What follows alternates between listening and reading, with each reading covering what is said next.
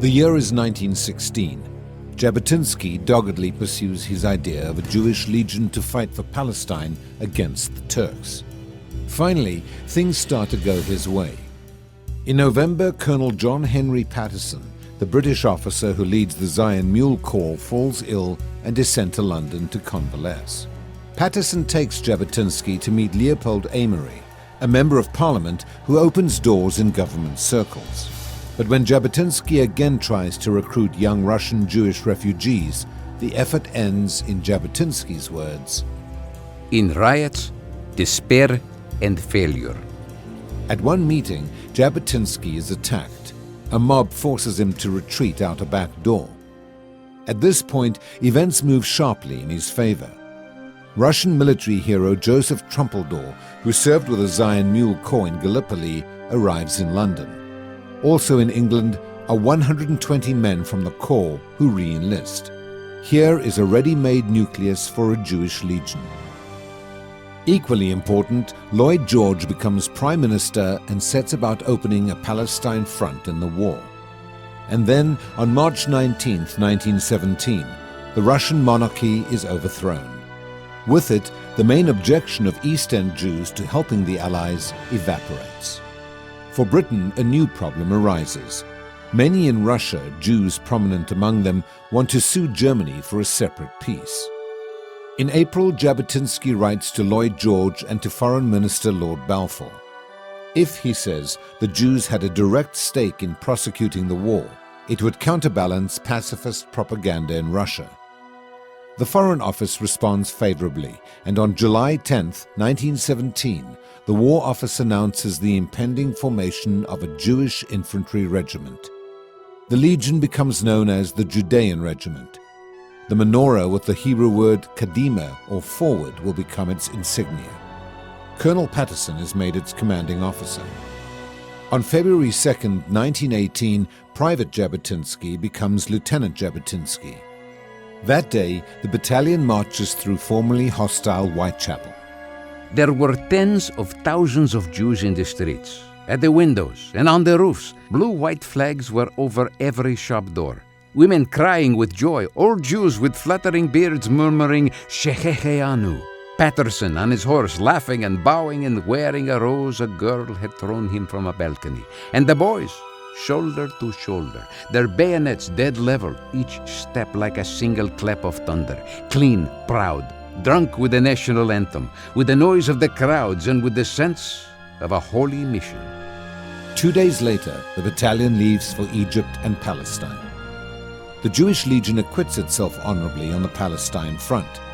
General Allenby, leader of the Palestine campaign, commends the brave Jewish soldiers.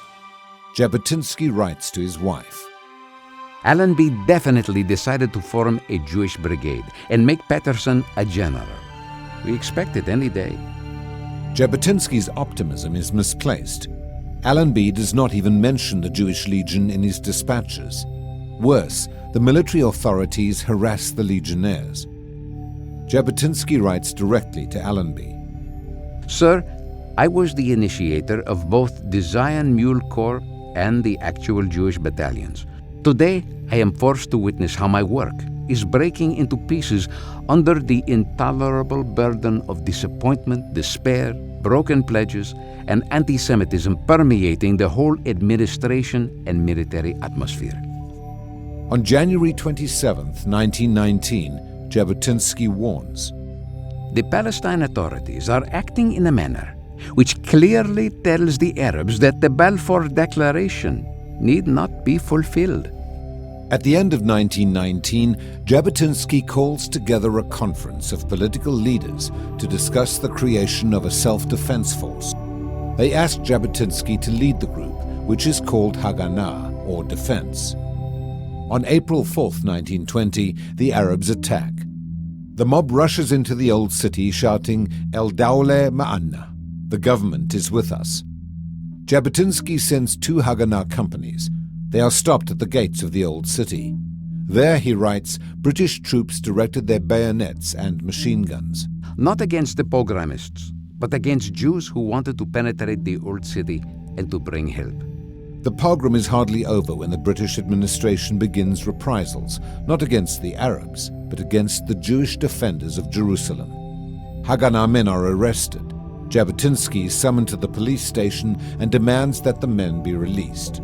If you consider them guilty, I too am guilty, because I am their leader.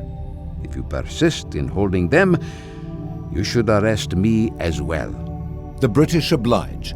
Jabotinsky is sentenced to 15 years hard labor, after which he is to be deported from Palestine.